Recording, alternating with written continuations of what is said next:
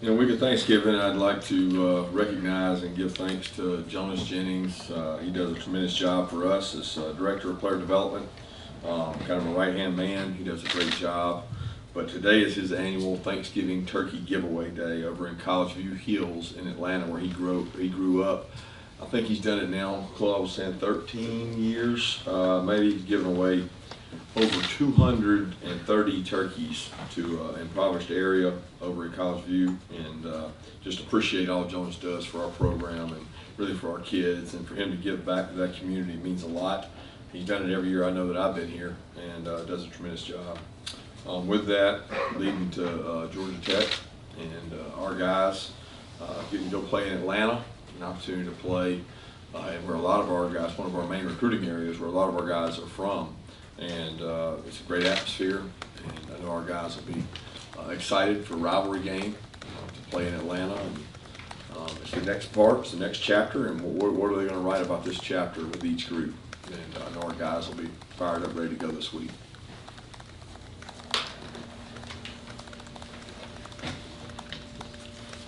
Coach, kind of a view from 10,000 feet question here. Florida's obviously going to hire a new coach. It'll be their seventh since 2001. I think you're the second at Georgia since 2001. My question is about when you took this job, did the stability at Georgia play a factor in that, and what does it say about the coaching landscape that there is that much turnover in the SEC now? The opportunity at Georgia came about, and it really wasn't about the stability, or any of that. It was about an opportunity and a place I believe in, and a place that I've wanted to be at for a long time. So had a lot more to do with that than maybe the history of who had been here or other places. I think the landscape across college football is what it is. The stakes have gotten higher, the pay has gotten higher, and with that comes expectations. It's a different landscape now than it was even 4 or 5 years ago in terms of portal, recruiting, number of initials. Everything changes so fast, and so it makes it tougher. And it's a much tougher job. I think you've seen a lot of people in our level go to the next level because it has a little less strain on your family and things. So I know it's a tough atmosphere, but most people would say they pay you so much it doesn't matter. But at the end of the day, I hate it for Dan because I think Dan's a good person, and it's a tough situation. But it's a profession we chose to be in, and I know Dan will be fine. He'll be perfectly fine. Kind of piggybacking on that question, Kirby, Florida played in the SEC championship game last year, but they had a big dip this year. In terms of this program, the consistent showings year after year that you guys seem to have, what are some of the key factors to that? I don't know. I think building it on a strong foundation, not on trying to have a great 1 year. Not that I'm saying they did. I don't think it's anything about what they did. I'm not making any comparisons to them. I'm prefacing that with, to build a program, you have to build it on a foundation of strong recruiting, strong people in your organization, retention of staff. Administratively, you got to have tremendous support because you've got to be able to go out and hire all the things you need in recruiting. It's so important to have help, and we got tremendous help here in terms of our staffing. I'm talking about the overall picture, from Ron Corson to Jonas Jennings to the recruiting staff that we have here, to the coaching staff, to the support staff. All those roles matter so much, and I think signing good quality high school football players is extremely important to building your program. And you can't have a lot of holes from year to year, because the holes will cost you if you have one poor class or you have a mass exodus at a position. It can become really tough. So that's where the strains are in being consistent. And we've been fortunate to recruit well, and we got a good recruiting base around us. Coach, I was just wondering, after the game last week, so many guys got an opportunity to play. After going back and looking on film, did anybody particularly flash to you when looking at that? Tough evaluation. The game was, out of hand pretty early, so I didn't, I thought some young guys got in the game, and the young guys that got in the game, there's nobody that screamed, "Play me over the guy in front of me." If that's what you're asking.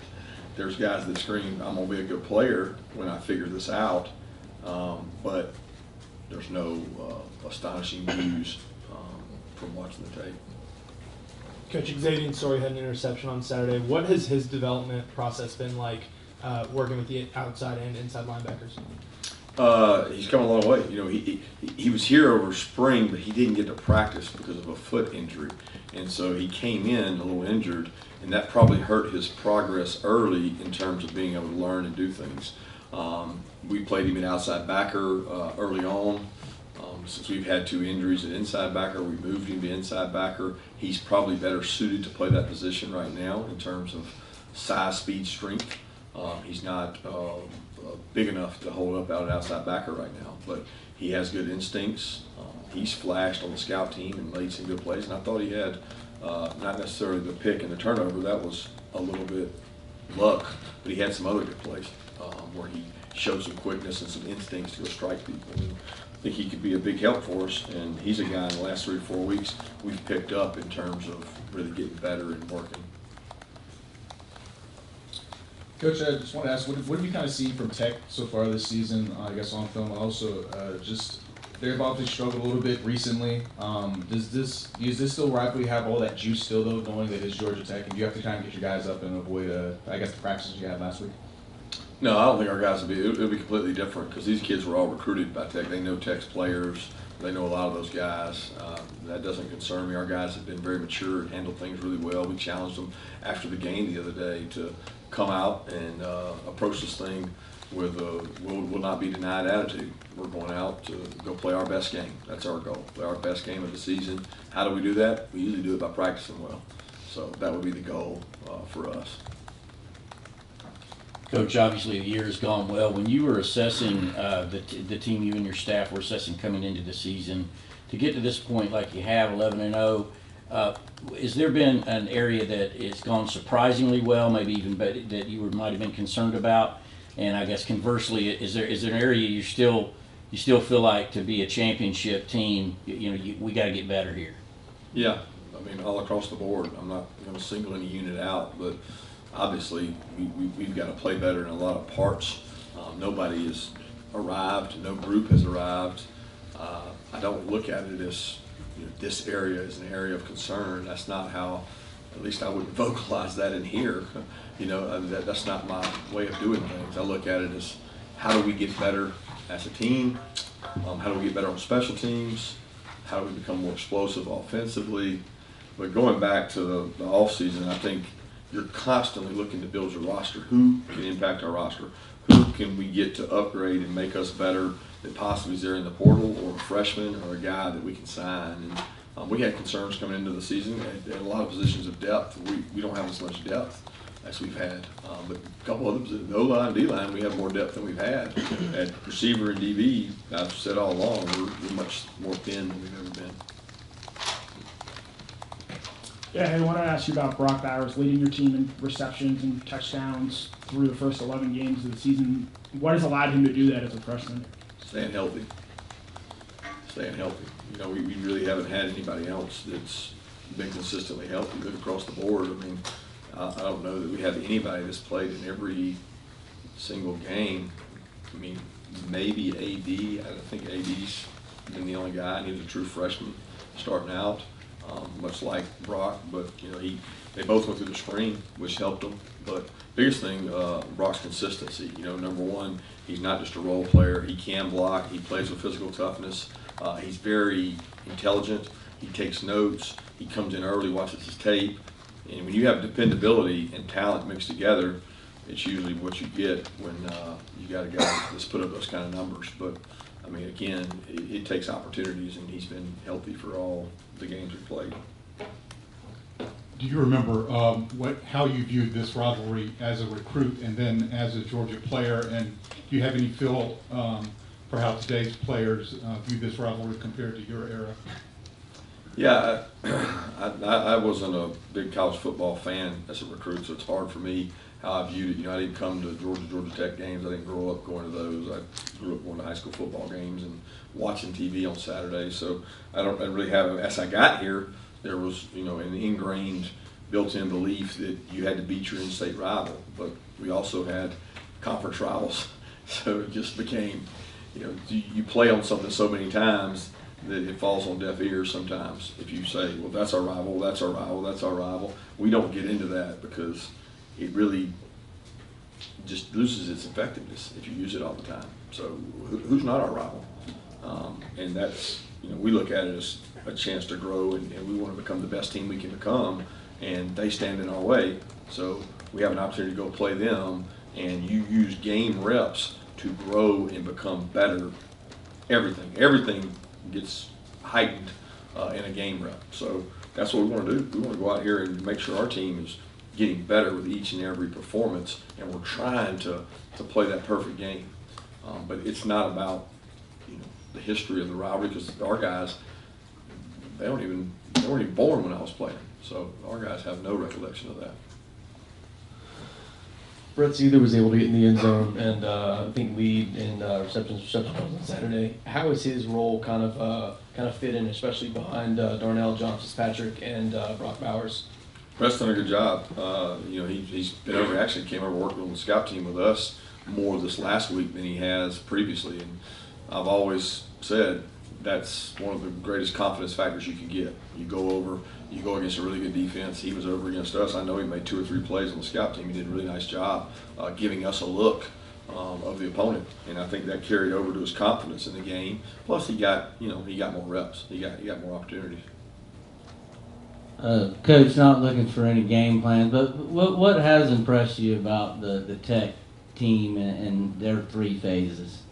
Yeah, the biggest thing is they got more talent to me. They've stacked some more good players that have come back to the city of Atlanta. When you look across the board, a lot of kids on that team that went to go play somewhere else that all of us recruited that have come back.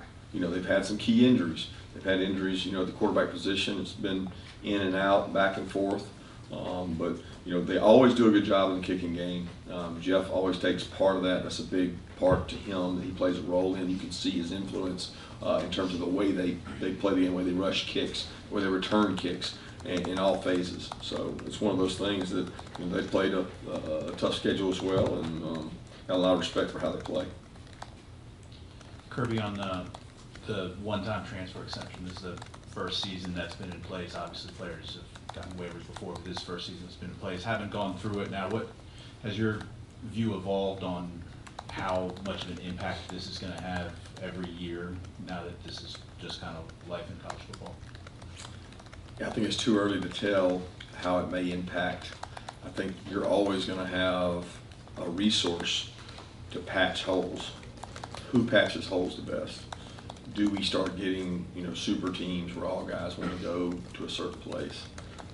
It would be my estimation, and I've been wrong before and I'll be wrong again, that the more you rely on those patches and the quick fix, the more trouble you can get yourself in. If you're not building it from the ground up, and you're not developing players, and you're not keeping your players within your organization, you're going to struggle. But the flip side of that is the better you are in your organization, sometimes the longer it takes a young player to play. And so the more transient, the more quickly they won't leave. So I think the culture within your program is so important, that the older players embrace the younger players and grow them up so that they become leaders. Because if you rely on a transfer portal, you're not always going to have the built-in culture and belief of your organization, because guys will be in it for the first time that year. Kirby, what's your assessment of the starter position in terms of, it looked like Rooney came out of the game a little early with Poole getting in earlier. Was that just a matter of wanting to see William play more, or what's going on at that spot? No, we play a lot of guys. I mean, we play, Quay, Channing, Jacoby, they all play. We play guys up front. Poole's done a good job at practice. He's practiced well, done a good job. We're continuing to develop people all across the board. I thought we played Kamari, speed. Dan played more at safety. Bullard played at safety. David Daniel played at safety. So, Poole does a good job. We got confidence in Poole. What makes recruiting the Metro Atlanta area so challenging? Not obviously so much for you guys, but just in general. I don't understand the question. Well, it's not challenging. I guess just with so many teams coming in there and so much talent in there, what is it that makes it sort of different than recruiting some other Metro Atlanta areas, or not Metro Atlanta, but Metro areas? I think all metro areas get recruited heavily. I think metro areas get recruited heavily for obvious reasons. You can travel there immediately.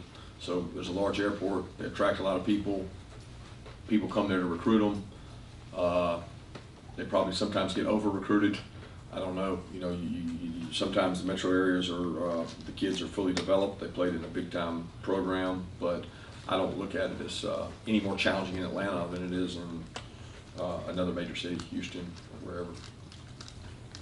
Going back to the Tennessee game, we saw you put your 3 inside linebackers on the field at the same time. We've seen you basically have to scheme around not having Adam Anderson. What has been your take on how that has worked out, and what are some of the options that you've implemented without him in the game?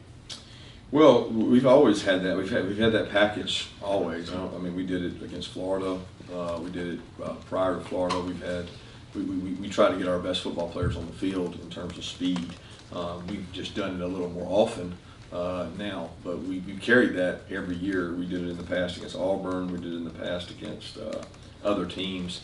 So it's not a role that Channing hasn't played before. He's always kind of had that role. It's been more of a dynamic for us of not being 6 DBs. So what you're seeing is 3 linebackers where there used to be 2 linebackers because we had 6 DBs. We got 5 DBs, so we don't have that. We have 3 inside backers with the 5 DBs. It just gets really complicated when you think about it. But I know I want to make it simplified for y'all. We're trying to get the 11 best on the field, and Channing gives us an opportunity to do that.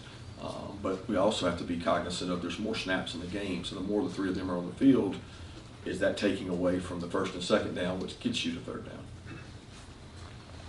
down. Kirby, now that a couple days since the game, where do things stand with Jamari, Chris Smith, and Nolan Smith as far as this week? What do you expect from them? Feel good about all 3 of them. Hopeful about all 3 of them. 2 of those guys will be back out there practicing. I mean, Nolan practiced all last week. So did Jamari. He just didn't go with the ones. We feel like Jamari will be back. We feel like Nolan will be back. And we're hopeful that Chris will be back. He won't be practicing today, but we think he'll be back.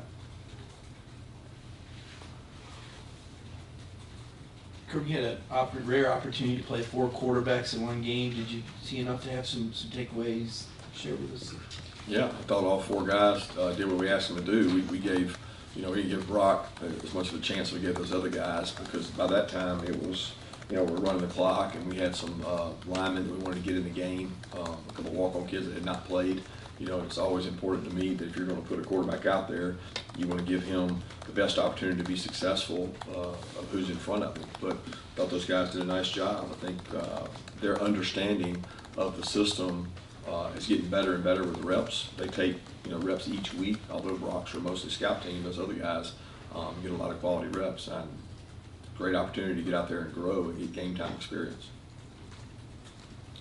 Coach Kirby was a finalist for the Buckus today, made the cut for that. You were just talking about, Channing and Quay, and your rotation is so heavy at the inside linebacker.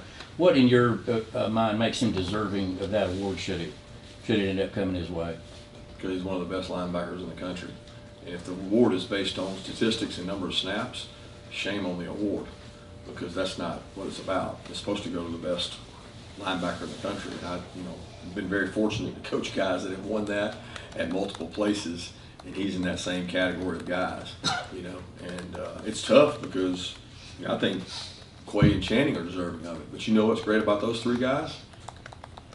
They just want to win, and that's what's been special about this team, because as these accolades and awards and finalists have come out, those 3 guys are not worried about any of it. They're worried about winning a championship, and I think Kirby would tell you before anybody on our team, it's a whole lot more important how he grows and plays and continues to lead our team than just about that award. But he's one of the most explosive, best blitzing linebackers, smartest that I've seen. And Quay and Channing both have really good strengths too. They complement each other really well, all 3 of them. 2 more questions? Kirby, that kind of segues. The Governor's Cup is inscribed with Sig Vos non vobis, which means thus we et labor, but not for yourselves. Talk about how your team this year has exemplified that thus far. Yeah, the focus has been on each other. That was the whole connection piece, and they've kind of had a pact of you know, it's not going to be about the individualism. It's going to be about the group. That's always easy to say in the off season. It's harder to live through, especially when you're going through games. And you know, one guy might have a stellar game than another guy. And I think across the board, offensively and defensively, it's been spread pretty evenly. Considering, I mean, those guys on offense, there's been different backs lead it. There's been different receivers lead it. There's been different quarterbacks lead it. I mean, it's just been kind of a by committee, and defense has been the same way. So I think it just says a lot about the fact that the kids don't care and they don't get caught up in it. I want to ask you what their different quarterbacks, Sims and Yates, bring to the table, and then the running back Gibbs. Yeah, Gibbs is playing really well. I mean, he's an explosive player, kick return, touchdown. I mean, they find ways to get him the ball, and when you watch the tape, he looks like he's in a different gear. I mean, really talented player, the way they use him. And obviously, both the quarterbacks, you know, had some injuries and been beat up, but you know, Sims is a really good thrower, really good athlete. They use both of their legs well to get them out of the pocket and move them around. And you know, that's been an issue for us in terms of the quarterbacks have been able to add to the run game this year. So I know they'll be looking for ways to do that with whichever quarterback plays.